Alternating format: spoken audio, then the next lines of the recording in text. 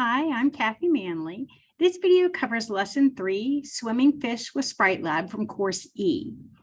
The purpose of this video is to outline computational thinking concepts, powerful ideas, critical thinking skills, and pedagogical strategies to incorporate in the lesson, to model pedagogical strategies for implementing the lesson, and to review computational thinking concepts, powerful ideas, critical thinking skills, and pedagogical strategies that were addressed in the lesson.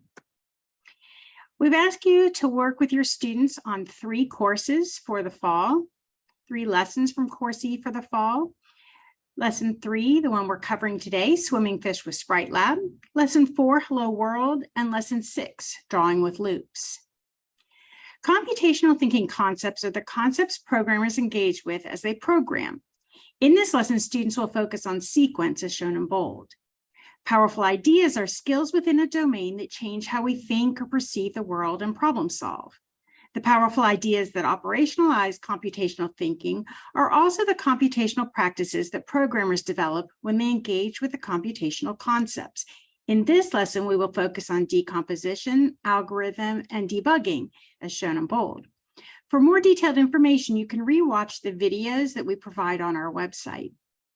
Students will use critical thinking skills as well.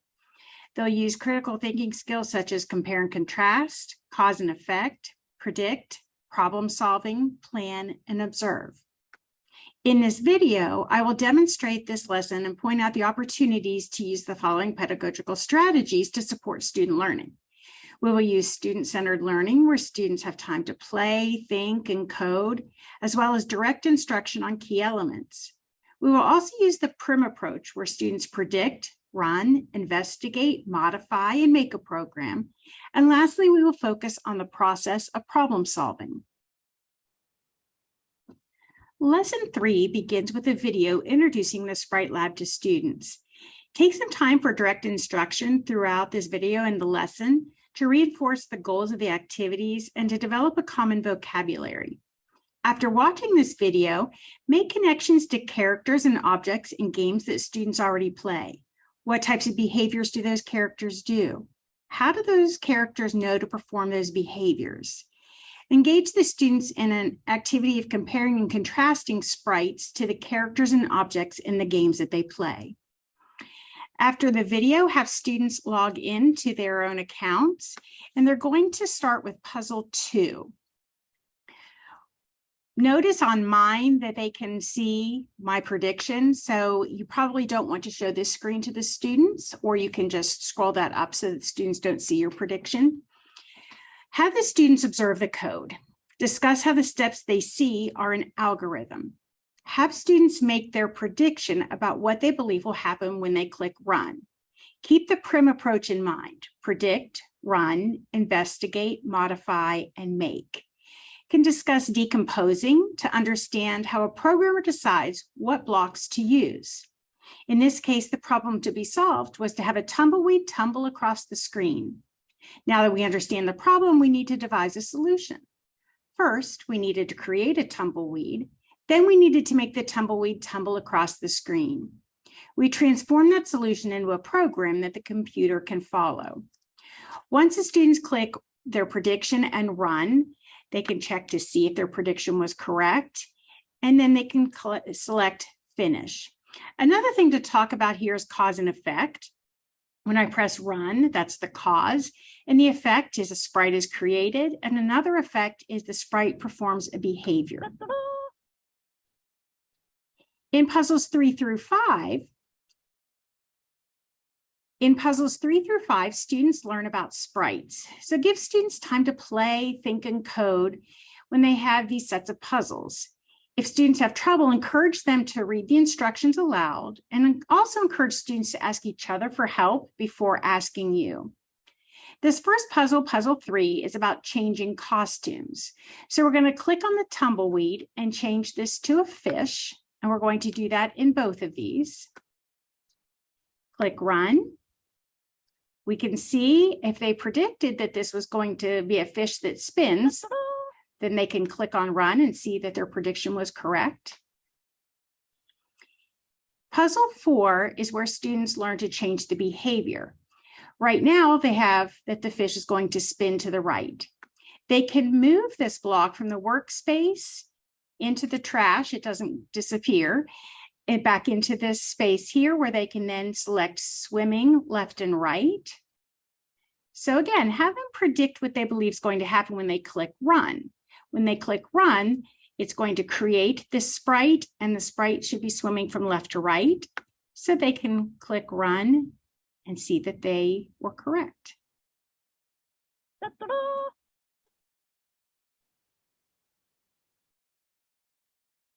In puzzle 5, students are going to learn to set or change the background. In this case, there is no background other than the white, so they're going to drag this background color of blue. And notice it automatically changes background color to blue. You might even ask them when they click run, what do they expect to change? And what will change is that the fish will begin swimming from left to right. Ta-da! We'll then go on to a video that's going to give them more information about how to make a sprite. So you can show them this video and then have them move on to puzzles 7 through 9.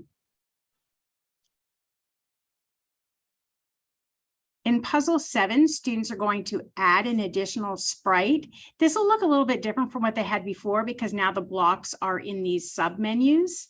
To encourage students to do the problem solving, encourage them to think about what the problem is here. The problem is they want to create another sprite. So the solution is to move a new block over that's going to make a new sprite. So they're going to go into the sprite menu, make new. And I don't know about you, but that red fish looks a little mean. I'm going to go with the fuchsia fish. So they can change the fish at this point. Now, again, encourage them to predict, to observe this code when they run. The only thing that's going to be moving is this fish that we already had before that was swimming left and right. So in puzzle 8, they're going to add a new behavior to this new sprite. This is a good point to talk about sequencing. They can't assign a behavior before they actually have created the sprite. So the order of these blocks is important. We're going to drag this. We're going to drag this behavior so that this new sprite that we've created, which we need to change here as well, has a new behavior. So I'm going to go in and I'm going to pull this behavior. I want it to just wander. And you might have them predict what they think wandering is going to look like. And when they click run,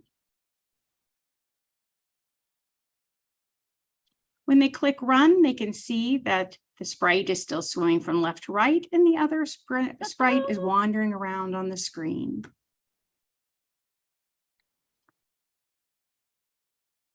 Puzzle 9 is free play. They've added some blocks. Some of the ones that are kind of fun in the world, they can change this to an ocean background. They also have new sprites. I really like to make a shipwreck and put it on the bottom of the screen. So I'm going to create this ship. I don't want it clear up there. So I'm going to change its location, which students will learn to do later, and put it down here in the corner. And so they can start to see, and there are other things they can do. They see that that first fish is now running into the shipwreck. They can learn to change that fish's location as well. So it's just an opportunity to let them play a little bit. The other thing they can do up here is to click on show code to explore what the blocks that they've created look like in JavaScript. One of the things behind the scenes that students like to see is what's going on there. They might ask them what they observe if they've seen code like this before. Common games such as Minecraft and RuneScape, and some of the older games we may remember, such as The Sims and Pac-Man, use Java. And now we just want to wrap up this lesson, ask students what they learned. Remember, playing is part of learning, so encourage them to share fun aspects as well as the computational thinking, concepts, and powerful ideas that they remember. Review problem solving to encourage them not to just jump into dragging the blocks. Talk about the role of observation, Ask them what they did when something didn't work the way they expected. Share with them that fixing a program that isn't working is called debugging. Ask them if they saw more than one way to accomplish each puzzle's goal. And ask them if the sequencing, the order of the steps mattered. For example, making a new sprite before adding a behavior. Let's take a moment to debrief. We covered several computational thinking concepts and powerful ideas that align with this lesson. In sequence, students needed to create a sprite before they could assign a behavior to that sprite. When talking with students about the goal of a program and how to build the blocks to accomplish the function of each block in the algorithm, you're helping the students to decompose. Algorithms are a list of steps students wrote to complete a task.